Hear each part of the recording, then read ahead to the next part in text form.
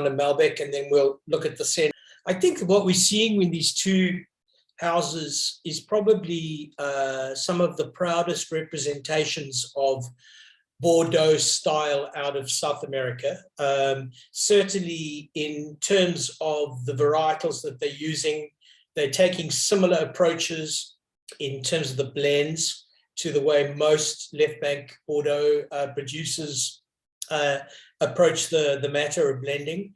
But after that, everything changes, because it's particularly interesting today to look at these three vintages of the Zapata, because we're going from 15, which has about 82% Cabernet in it, to the 16 and 18, that's jars number 2 and 3, which have correspondingly less, they're around about 62%, and a lot more Malbec. So I would say that in this transition from 15 to 16 and 18, maybe leaning a little bit further away from the classic Bordeaux style and into this opulent Malbec varietal, which is so very famous in South America. In fact, the Marsal selection of Malbec and Cabernet in these wineries, in these regions, can't be found in Europe any longer. They're the only historical source for these particular Marsals anywhere in the world now.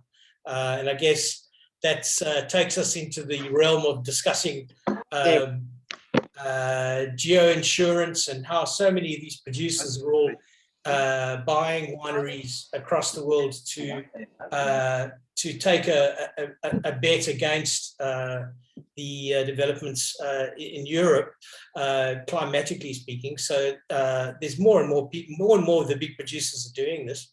But let's just take a look at these first three and see what you think. The other thing to bear in mind is that the Cabernet from the 2015 jar number 1 comes from the Agrella Vineyard, which is around about 950 meters. They abandon that Cabernet for 16 and 18.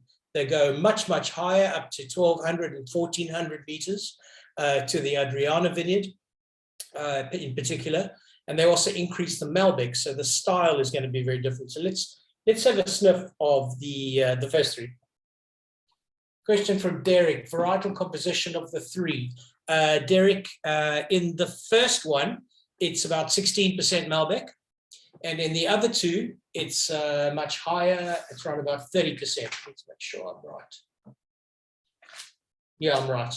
They've decided in abandoning the lower vineyards and going up to the higher vineyards. They're also abandoning much of the Cabernet influence in the wine and leaning far more heavily into Malbec. There's a little bit of Cabernet Franc in the 16, and I found no mention of it in the notes for the 18. If there's any in there at all, it's minuscule.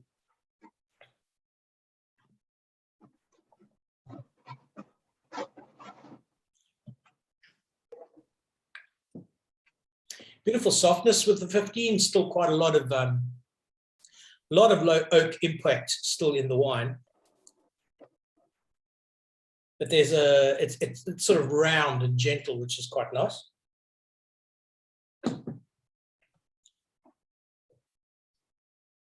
Yeah, in the notes, a lot of the writers talk about 16 being quite backward in barrel and the first couple of years of release. And as a result of that, they released the 17 ahead of the 16. The 16 only came out very recently. They decided to hold it back. It's great when you encounter these wineries that actually have the ability to make a judgment call on the personality of the wine and keep it at home for an extra year or two before they think it's ready. Even so, I would say to you that the 16 is the quieter of the three on the nose at the moment. Yeah.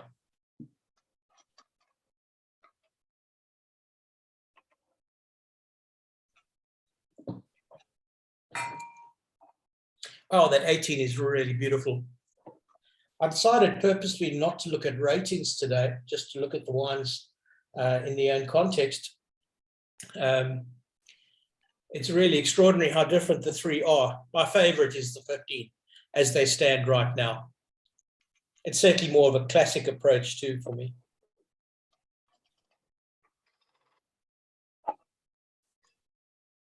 For me, the Cabernet in that 15 is so together, so well evolved at this stage.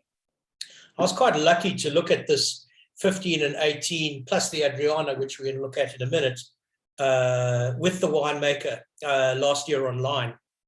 And I have to say that for me, the development of the 15, maybe 8 months ago would have been when I saw it last. The development has been dramatic.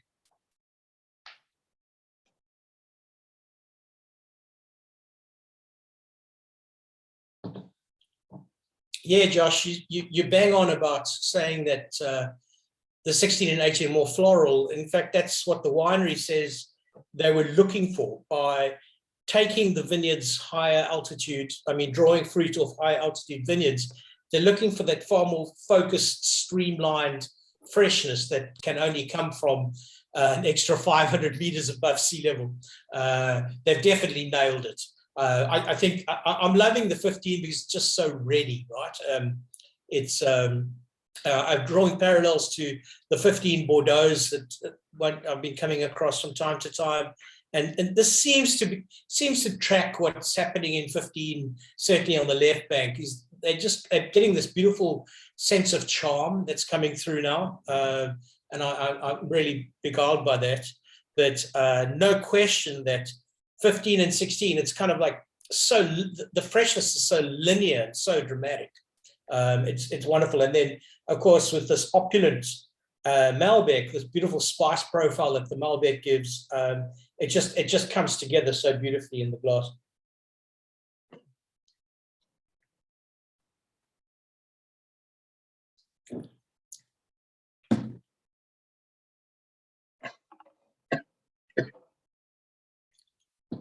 Yeah, the 18 is definitely more forward than 16. I wonder what it is about that 16. Why as a year? Because I'm not tasting any traces of ultra cold or ultra wet. I'm not getting any of the usual markers that might come from that. It's just a shy wine, and maybe it'll develop over time, but definitely shyer than the other two. I love the opulence of 18. I don't know if you agree, but I think that just completely giving so much flavor. 35% Malbec here. And no trace of Verdot, whereas there's probably, for me, that 8% Verdot in the 16 is definitely more evident. It's definitely showing its place. I don't think it's contributing to the overall quietness of the wine. I'm not getting that sort of peppery kind of bristly kind of component that Verdot often lends to Bordeaux blends. So it's a bit of a wonder for me. I'm going to write to Mariana and ask her what she reckons about that 16.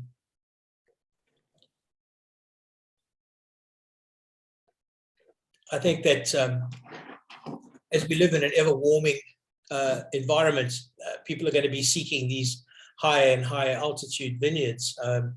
And that freshness, Josh, that you were talking about there is just so clearly there. And it really has such a large role to play in the overall impact of the wine. I also dare say that 18 is going to mature longer than the 16. It's very hard to look inside the soul of that 16 as it stands at the moment. What kind of spice? Good question, because the 15 is giving me a lot more of the traditional soft brown spice, nutmeg, arrowroots, that kind of thing. Whereas the 16 and 18 more towards cinnamon, the more sort of flamboyant spices, the more North African kind of impact of the spice. It's a derivative of altitude, and also the Malbec playing a bigger role. Yeah.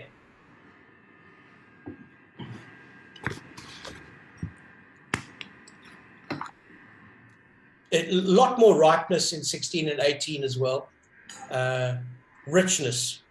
The 15 for me, in comparison, is just a calmer, more resolved, and it's not just a question of an additional year or two in the bottle. It's just the personality of the wine is quieter. Song, I've just muted you, so we don't hear your background cooking noises, which aren't a problem at all, as a rule. So sorry about that. No, that's okay. Those are glasses clinking, not cooking. Yeah. Hey, Kevin, how you doing, mate? It's good to see you. Are you guys sharing those two sets between two? Your friends are very privileged. Well, you know, we're being very generous, but we do have a whole evening of drinking ahead. So this is excellent. So this is the this is the entree. Hell of a way to start a Saturday. It's a good way to go. Yeah. Kevin, you mentioned that you used to buy these a lot when you're in Europe. Was it you who wrote me and said that? Yeah, no, I used to travel to Argentina and Chile a lot in like 2015. And okay. Yeah. And you could pick up the finest Argentinian wines at peanut prices because the US dollar was pegged. I think it was what was the number? I think the official rate was something like 7 to 1. Oh right, jeez. But the street rate was 24 to 1. So it's a bit like Joburg in the good old days. So you could just go and just buy anything you wanted. You just paid with dollars and negotiated with the restaurant or the shop. Right. You just got goodies. It's probably a little bit how Zimbabwe is right now. It's the same sort of principle, I guess. Except you could buy something you wanted. Yes, exactly. Mate, in your travels to South America, I was sort of racking my brains while I was getting ready tonight, trying to think of other purist Bordeaux examples out of South America. It's not Almaviva because that's so much about Carignan. Cheval dos Andes, again, not really a board. It's definitely more a function of its place, right? Yeah, that's a tricky one. It's a tricky one. It's a hard one to. I think we're probably seeing here the two most famous Bordeaux expressions in the classic sort of presumption of Bordeaux. In the classic style, yeah. Yeah. And I've been buying Sena since very early days. So I got it when it was actually very, very good price. I've got still some early cases which holding on to like gold dust. So. Yeah. It's amazing its trajectory. You know what is interesting doing the research for tonight on the Senas is just how laudatory the great and the good of the wine world are about each successive year for Sena. They just seem to be getting better and better and better, albeit away from an expression of Bordeaux. It's just what Chile is good at in the bottle, which I'm far more excited about, I guess. Yeah, it's a damn good. It's a damn good wine. I've got a case in the fridge just here still. So I'm only 4 bottles left, I think. But anyway, excellent. Yeah, Tim, you're saying it's very classic Bordeaux. Yeah, very much. I think it's a piece of history for Zapata because this 15 will definitely be the end of that style of Catena Zapata. After that, everything that we see, certainly in the super premium brackets, are like these wines, are going to be leaning more and more into a high altitude focus, looking for a cleaner, more direct kind of approach to the wine. Maybe we should just have a look at glass number 4, which is now 100% Malbec. Now, this is the Adrianna Vineyard. The Cabernet from the 16 and 18 Zapata is also from the Adrianna Vineyard, which is 5,000 feet above sea level. And God knows, apparently it takes something like 8 weeks to harvest completely, because such is the incline, the inclination of the sun to the fruit, and the sheer complexity of harvest, it's an expensive thing to get to do and to get right. For those of you who are into Chardonnay, what's it called now? The white bones? Yeah, white bone Chardonnay from the Adrianna Vineyard is very, very famous. Also the super high altitude expression. So with the Adrianna, we're seeing the 100% Malbec. There's another Malbec called the Enigmo, which is even more expensive than this one. Much harder to procure. With the Adrianna Malbec, we're looking at 1.4 hectares, which is really very, very tiny.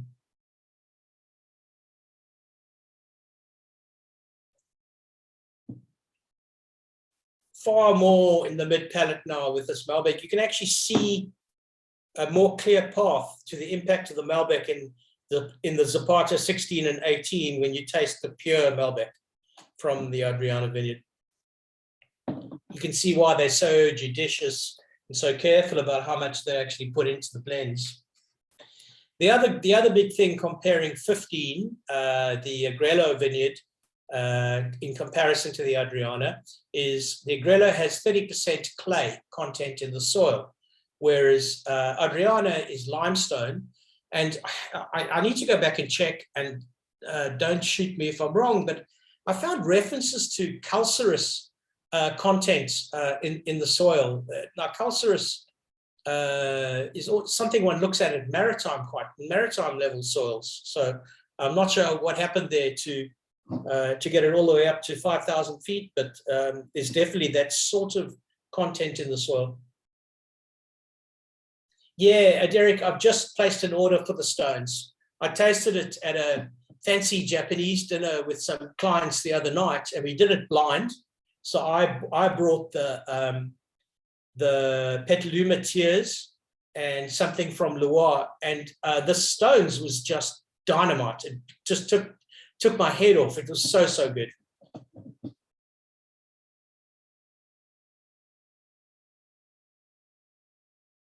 I kind of attribute the stone Chardonnay to it's got an electricity about it. It's got an energy to it that I've seldom seen in fully oaked Chardonnay. There's an additional story playing in that wine. I remember we had eel with it, smoked eel, which is just amazing.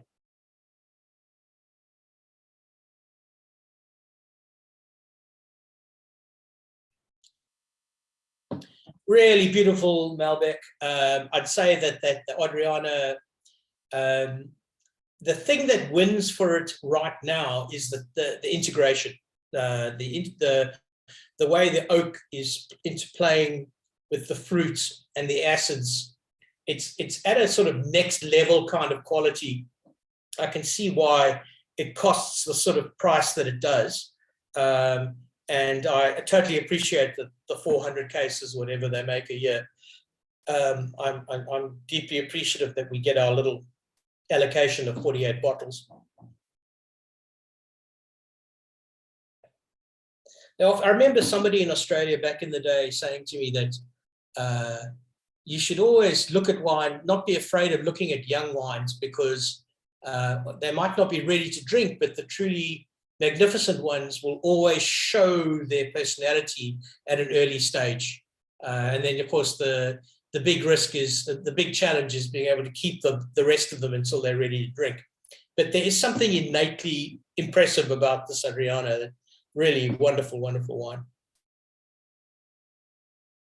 And again, this one I looked at 6 months ago, 8 months ago.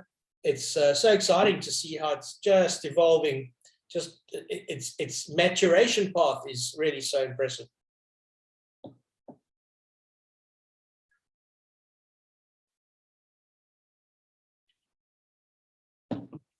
The integration of the tannins is so clever.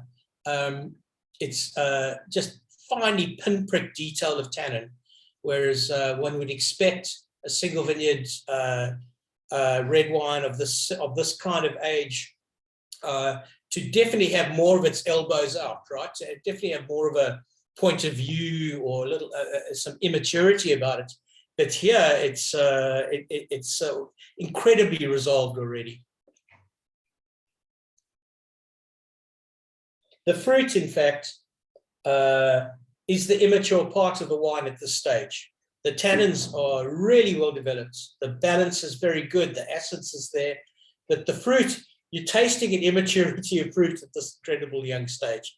You can see why this wine, it just needs to flesh out a little bit in the next couple of years to really get to the heights that it's going to go to.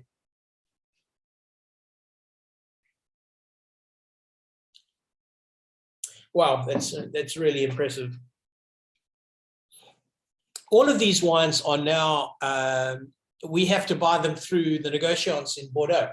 They're part of the whole negociant grab for the super premium market.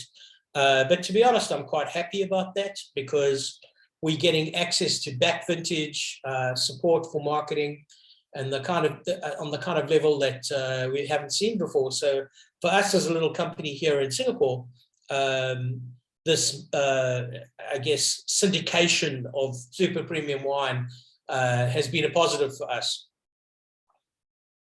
For somebody who's been slavishly developing the relationships with Zapata and Sena over the years, I'm sure they're a little bit unhappy about the new state of play, but for us, it's definitely worked. Derek, have you tried that stones before, the white stones? I know that you're at work, so you can't actually give us any audio. You haven't? Oh, okay. The person who brought it to dinner had got it in Tokyo and brought the bottle with him. The best way for me to describe it is it's a full-bodied Chardonnay, but it's a Chablis in spirit. There's this kind of crackling energy about the wine that is different when you drink it. It's a profoundly interesting wine. So maybe we should do, before we go to the Sena, how about we do just a little vote on these three Zapatas? I'll be delighted to tell the winery what you guys think. So votes for 2015, just throw it in the chat box and I'll keep a tally.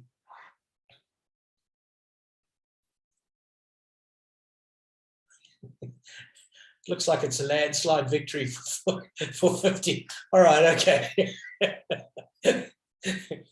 They're probably going to be a little unhappy about that. Kevin, how come you voted no? You're not allowed to vote no. Oh, 18. Okay.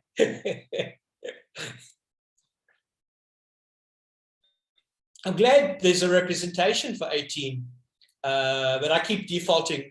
For me personally, I think it's my Bordeaux predilection. It keeps making me default to 15, which is probably the wrong reason. 4 votes for 18. Oh, that's impressive.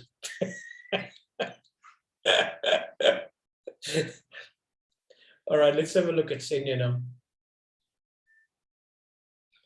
Yeah, Robert, we've got 4 votes at this table, and I think we all like the single Vineyard 18. Oh, she's great. Yeah, that single Vineyard Malbec, it's dynamite. When I wrote the note asking for white stones, I also asked for the Enigma, which is the uber special release from the same vineyard. It regularly, I mein, if you follow the points, it's regularly, in fact, if it doesn't get 100, it's sort of people ask what's going on. But I really love the quality of that Malbec. It's just profoundly good. The win for me, Kevin, is the tannin. It's so perfectly produced. Really amazing.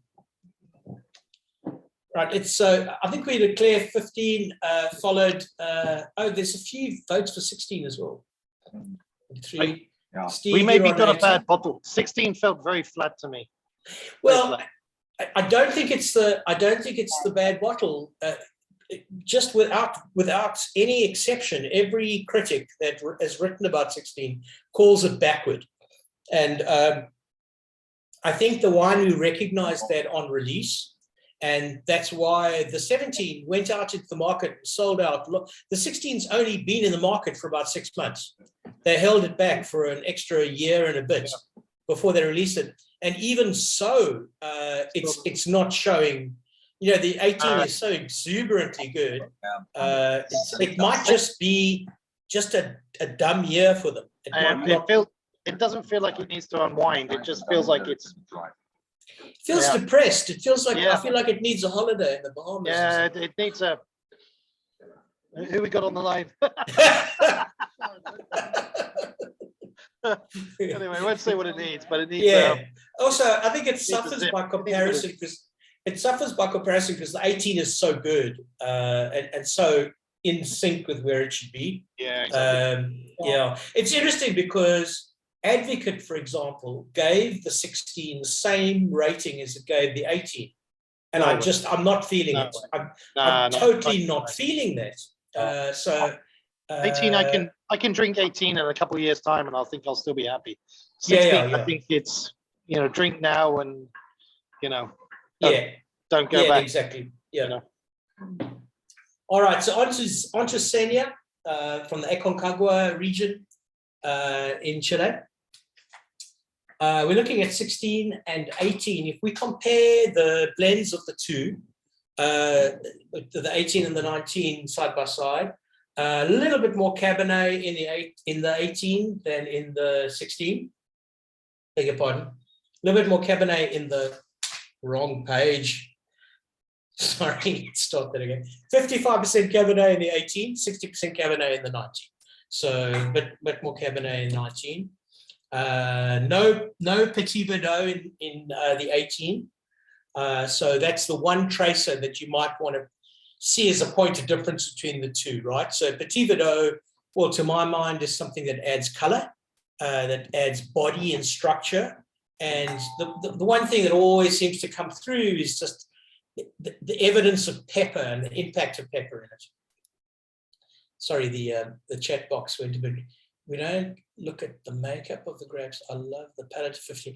Yeah, Josh, I think if you take back on the Zapata, I think that if we looked at that 15 and a whole mess of different wines, we would vote it really heavily as one of our favorite wines because technically everything is where it should be. It's a wonderful expression of what it's doing.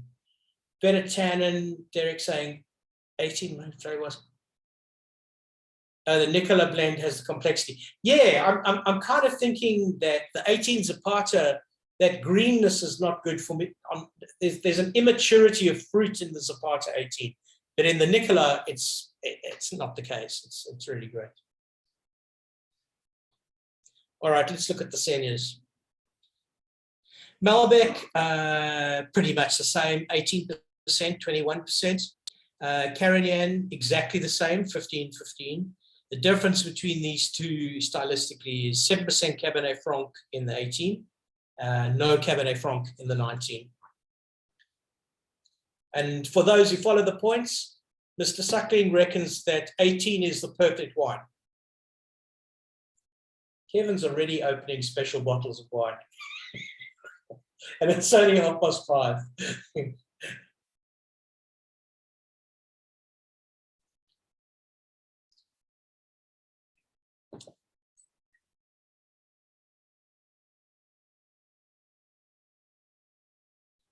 Whoa.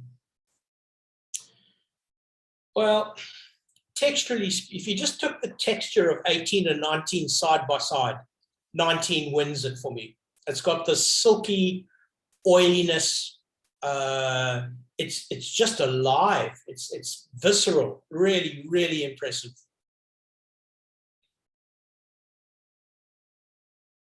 More of an impact of coffee in 19. Bet you that's the Petit Verdot that's starting to have a point of view. And maybe even in that 19, I want to say Campari, but that's wrong. Sometimes in Barolo, you find alcoholic-y sort of orange action in the nose, and I'm seeing that in the 19. Yeah, Derek, you're right. Senas are just sure, they're just so dramatically different. I think that's a lot about the Carmenere talking.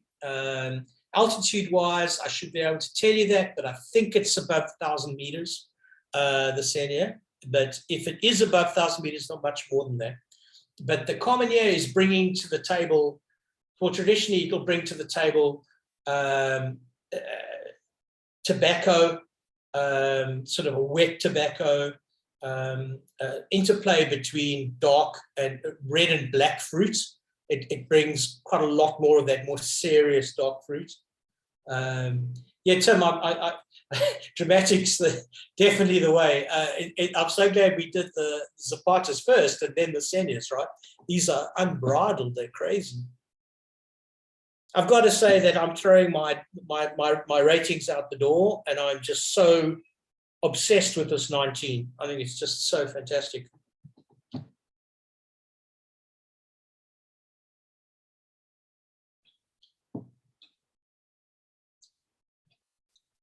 Yeah, it's amazing. So if you drill down, sort of putting the texture aside into the actual wine itself, the winemaking process is pretty much the same. The grapes themselves are so energetic and charismatic that they're able to spend a fair amount of time during the maturation process in steel. Then they put it back into a mixture of concrete and French oak. I believe that there's more French oak in the 19 than the 18, if my notes are right. And if that being the case, I think it's showing in the comparison between the two. There's definitely just a little bit more drama, a bit more charisma in the 19.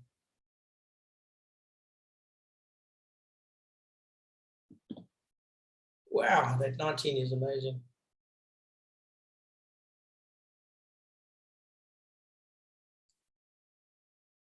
Yes, yeah, Tim, that's a good point. I think that there's a lightness, a whimsy about the 18.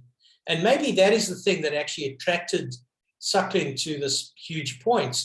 The idea of the notion of the wine being completely finished, completely embodied in itself. It really is incredible.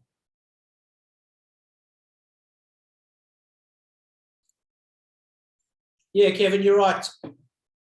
Great, and there's a finesse, right? There's a skill factor in the 18. I think that if one put this against a lot of what's going on the left, on the left bank, or even the right bank, it would in terms of the way it's constructed, it would be very, very similar in style to some of the super produced first and second growths. The texture, the form, the point of view of the 18. The 19 is so incredibly flamboyant and New World-esque, right? You could almost make the point that 18 and 19 in a blind, people would say, yeah, they have to be from different producers. They're so dramatically different. Yeah, that's a good way to define it, Derek. A sort of silkiness in the Sena, whereas a plushness in the Zapata.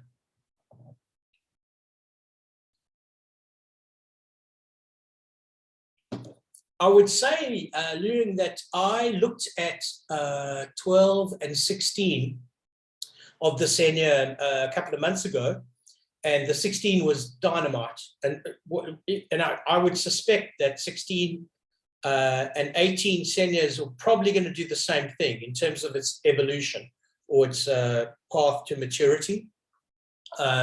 It just seems to get more and more centered. I think the argument could be made that 19 is so incredibly flamboyant, kind of hard to see what happens in 5 or 10 years. Yeah, the 16s are just, my gosh, it's probably the best Sena I've ever had. And I've been lucky. I've tasted back to 10 and 8. I've tasted probably 20 years body of work with Sena. Yeah, Tim, if you don't buy it this afternoon, I'm going to. I saw that lonely bottle of 18 sitting on the Derek, there, Robert. Oh, is it gone now? Yeah, I added it to cart.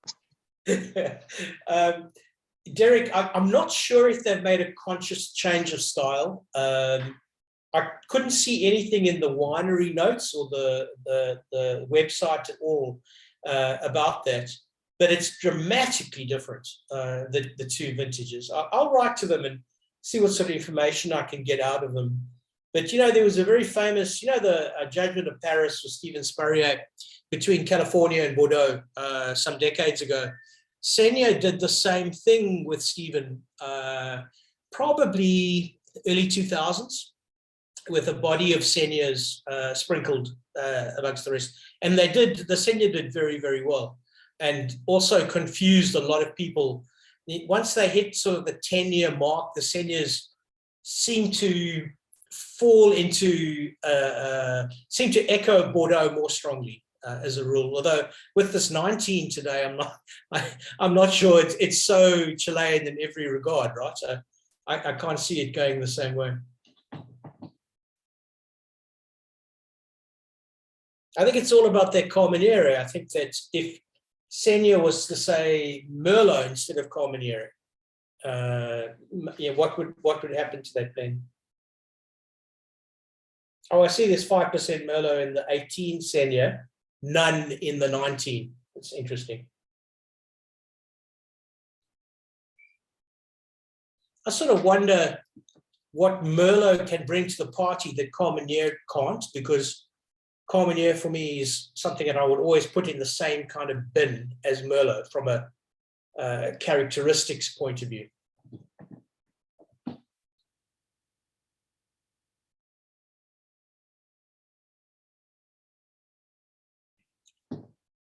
Yeah, that oiliness in the 19 is delicious.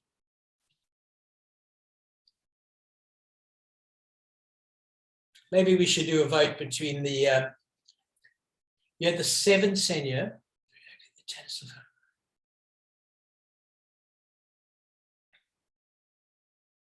So the 7 was showing more oak year for year, Derek.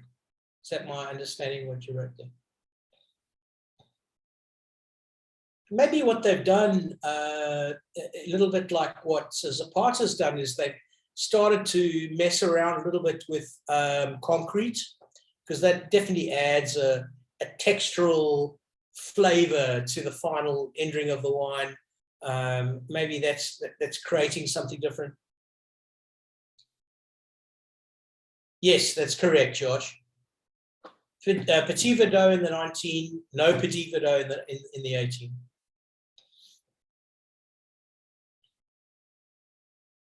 Kevin, do you mean the 18, not 13? I think you've got finger trouble. Oh, you got the 13. Oh, you see, now you're just showing off. Next time I do one of these tastings, I'm doing it at your house.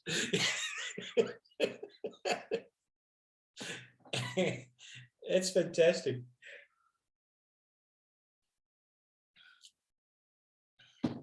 Yeah, I would say that the 19's presenting earlier than 18 is, just year on year. And I think the Verdot probably has a bigger play. But I'm dying to tell the winery which one we prefer. So votes on the Senas, 18 or 19? Yeah, you're right, Derek. I think it's a stylistic thing. So 18, 19, 19, 4, 4, 3, 1. Pretty much. You can't have both, Josh. Well, it's looking like it's a pretty even tie between the two, probably for different reasons, right? I think they're displaying characteristics that are different from each other. Yeah, that was really interesting. Damn, I love this one. I remember when it was less than $100. You know, when we started our business in 2007, late 2006, Sena was $90 a bottle. It's literally doubled in 10 years.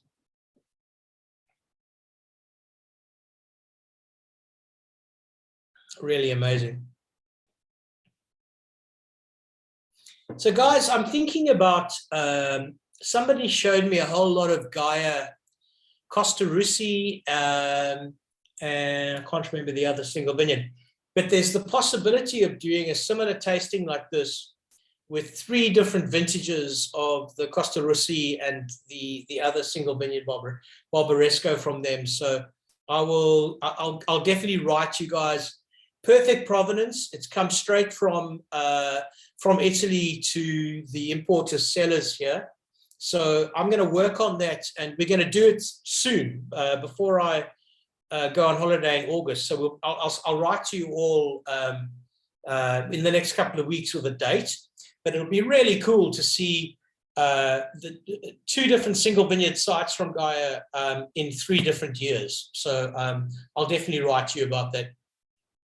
So thank you all for taking 45 minutes on your Saturday afternoon to drink with us. It's been a fantastic experience.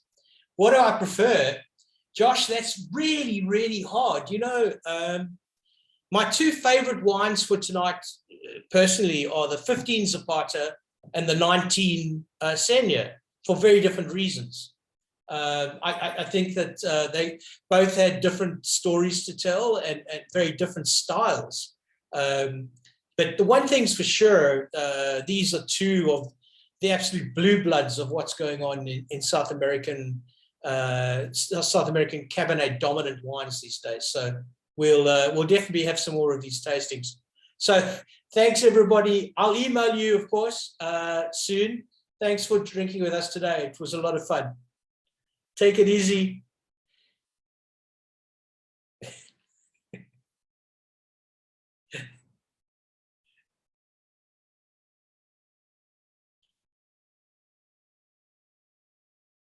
Damn, that's a good one.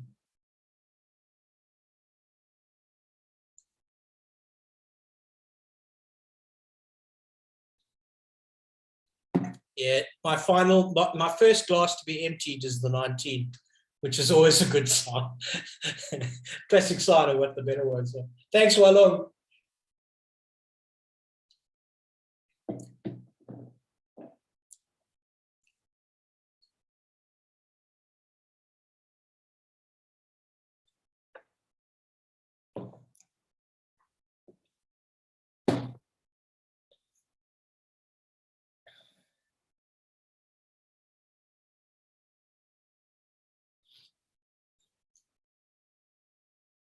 Derek, that the 2007 Sena that you had, did you get it here in Singapore? Or did you get it somewhere else?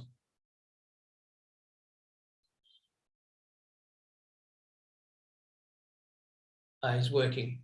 You got it in Singapore. And so you stored it, you owned it the whole way through. So there's no chance that there was variance. I'm just so interested that you speak about this tannic structure. And I'm wondering, you know, I always thought that at the super premium level of the market, no winemaker is going to change anything. You know, maybe they do have this notion where they, you know, they'll change the style if it's commercially relevant.